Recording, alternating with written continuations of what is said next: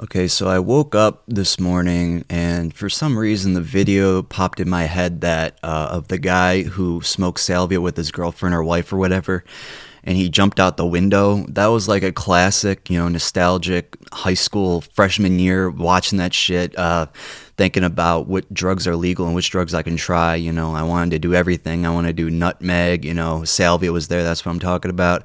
And morning glory. I ended up doing two of those things, and I'm kind of glad I never did salvia. And I probably don't plan on doing it because it is just, I don't know.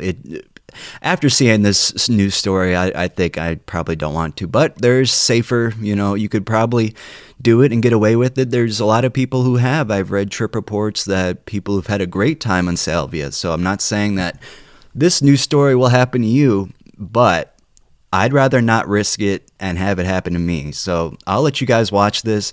I'll interject every here and there and tell me what you guys think of this. So this happened.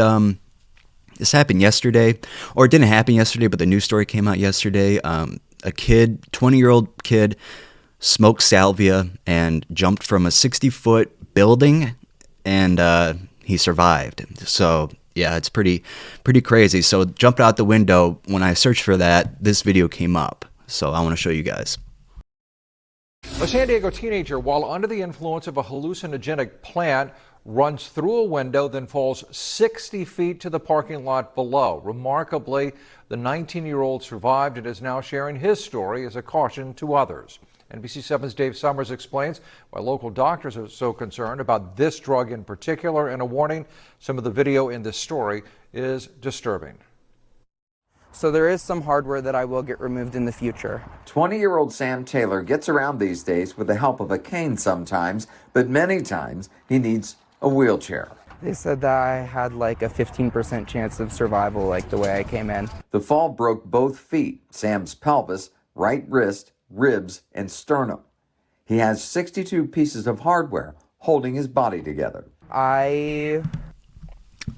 62 pieces of hardware keeping his body together from falling from 60 feet. I mean, that's pretty crazy that he even fucking survived this. Like they said, he had a 15% chance of survival. Like, 9 times out of 10, you're gonna die jumping out of this. This guy was the 10th guy apparently. So yeah, just be safe when you're smoking salvia.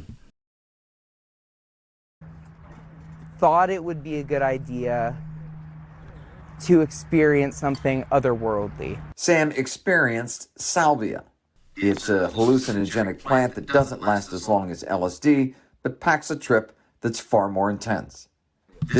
That is true. If there is someone offering you LSD or salvia, if that opportunity ever comes up to you, take the LSD, okay? Do not do the salvia first, because LSD will not fuck you up like this at all. It's more of a mind trip, unless you start taking like a higher dose, like, 2 tabs, 3 tabs, 4 maybe. Sometimes people go higher than that, which is crazy to me. But 1 tab, half a tab to 1 tab is good for me. And that shit will just, it won't make you jump out of a window. I'll tell you that much. So LSD is a lot safer than salvia, in my opinion. But salvia is natural. That's a positive, but that's like the only positive I can say from it. From now, this is me from not doing it, so I can't really, speak on it since I've never done it before. But from what I've heard, people have had crazy experiences on it, and this guy did too. So, just if you ever have that opportunity of, if it's your first time and you don't know what acid or salvia does,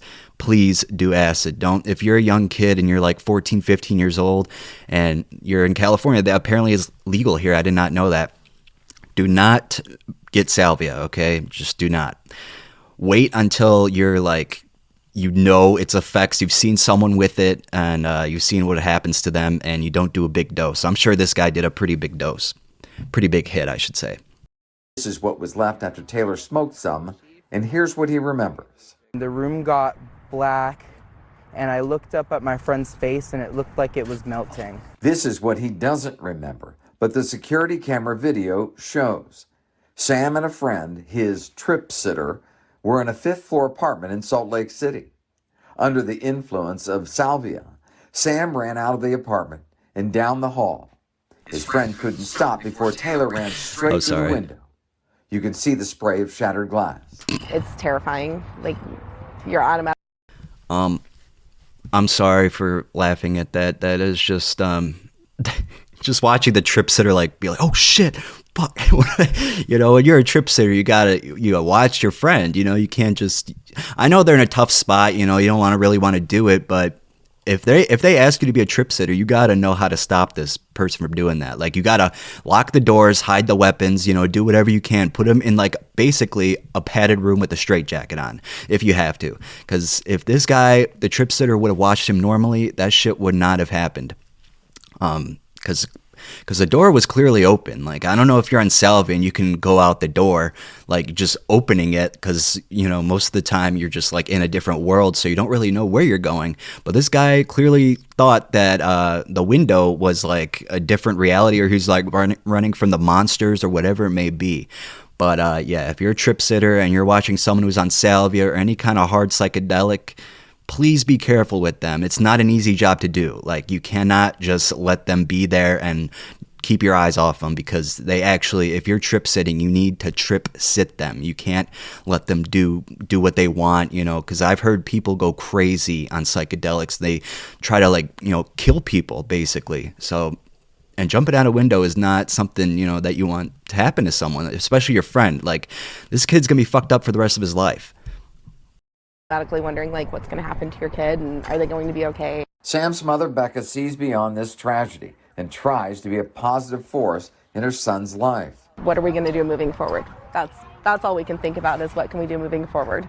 Salvia is a drug whose popularity came and went, but medical professionals say there's been a resurgence in that and other psychedelics. It's a statistic that runs parallel with the increase in depression among young people, especially young girls. So he said young girls. Yeah, I think psychedelics can be used for the positive for sure. I think microdosing would be definitely the best possibility for like rehabilitation and therapy.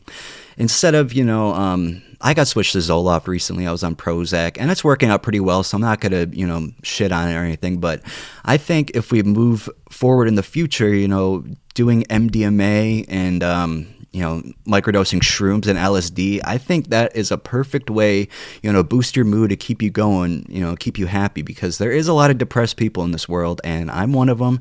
I don't want to, I hate admitting it, but I am, and it sucks, and I have anxiety too, so like anything could really help me, but I am like, I had so many trips with psychedelics that, like, I know if I take a normal dose, I'll freak out. So the only thing I really can do is microdose. And even then I still get a little, you know, worried, but I'm always in a better mood. So, you know, luckily I've seen reports coming out of different countries. What was it? Canada or something? They opened their first shroom dispensary, and there was another country that actually started legalizing MDMA. I forgot. I think that might have been Canada too, or maybe it was Australia. One of those places. I can't remember off the top of my head, but I'm glad we're moving in that direction to where this is possible. But we should seriously start, you know, legalizing. I still don't think MDMA should be like, you know, because if that becomes legal, then that might create some other problems, you know, on the street or something. But it's better than alcohol being legal, I'll tell you that much. We should replace alcohol, and they should sell Molly crystals in the convenience store. I'm calling it right now. We're going to do that 10 years from now. You'll be able to go to the store, $5 a pop. No, I don't know. As an emergency room psychologist, Dr. Willow Jenkins sees the effects of such drugs daily at Rady Children's Hospital. She says salvia is often mistaken for a cannabis strain. Because it's not illegal, people can get the idea it's safe. It's grown in California and can be purchased online or in smoke shops. It creates such intense dissociation, meaning losing touch with reality. This is not safe. Because it's not as regulated does not mean it's safe. And the actual experience is incredibly unpleasant. That is the lesson Sam and his family learned in the hardest way. I had been doing psychedelics for probably about 5 years. I've tripped probably over 100 times in my life. Salvia is my last trip ever. What's Sam's future? 100 times in 5 years, 4 years. I think he was 19 when he jumped, but he's 20 now. So that's 4 to 5 years of 100 trips. That is a crazy amount. I don't think I've tripped that much. That is, I don't even know. It's definitely not that much, but I've tripped a little bit. I haven't done it in such a long time though. So, but you would think at 100 trips, you'd realize you know what you're doing, but I guess you need to learn a lesson the hard way, really hard way, like coming in contact with the ground hard. Yeah, I don't know. You think someone who had stripped 100 times would know better than to smoke salvia, not smoke salvia, but do like it had to be a pretty big hit, because there is no way you take a little hit of that and that happens to you.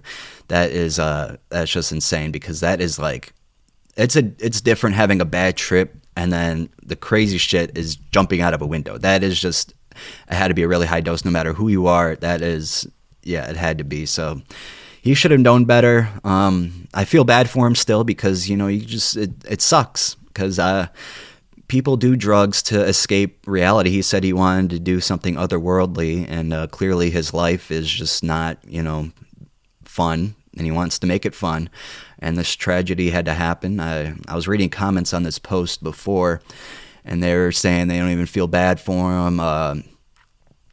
They said basically shitting on the kid. It's like, no, it's you got to feel bad for him, because he just is stupid. It was a stupid mistake. Okay, you can't take it back now. His life is all fucked up. You're not gonna, before smoking salvia, you don't want to think at the end of it you're going to be crippled for the rest of your life. That is just not what you look for. You just want to have fun, and this shit should not have happened. The trip sitter, I blame him. Honestly, he should have done a better job. I know, like I said, they put big responsibilities on trip sitters, but you got to take that responsibility. If you don't want to do it, then don't do it. You got to find someone who wants to do it and will take good care of you, because shit like this cannot happen to people. All right? Looks like now is a struggle. He accepts it and still sees hope. There was a point not too long ago where I thought I would never walk again. And so being able to just even walk around today, like with a cane, it feels really good. Dave Summers, NBC7. Dr. Jenkins suggests parents have open and honest conversations with their kids about drugs, listening before lecturing, and provide factual information about their effects instead of what their kids may hear and see on social media. Okay. Yeah, so that was the 20-year-old who fell out the window 60 feet in the air. Yeah, to end this video, I just want to say, keep it safe. That's all you can really say to people nowadays. You can't.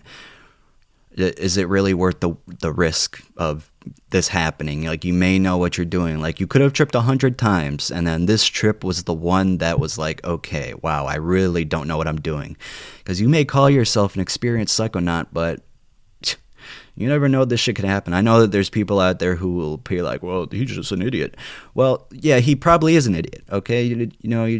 But still, you have to feel bad for someone who did that, because no one deserves something like that just for experimenting with salvia. Like, that's just not fair, It's just not. I don't know. Leave your opinions in the comments below. Am I being too nice to the kid, or am I being properly, a good job with him? I don't know what I'm saying, but yeah, so I just wanted to share that with you guys, and I just want to hear your thoughts on it, because that shit is crazy. And like, there's a stereotype that people jump out of windows on salvia, so like it stays true. It stays true to this day. So yeah. All right, I'll see you next time. I don't know what I'm gonna read next, the trip reports, but it's gonna be fun. I might do anticonvulsants, antipsychotics, so stay tuned for that.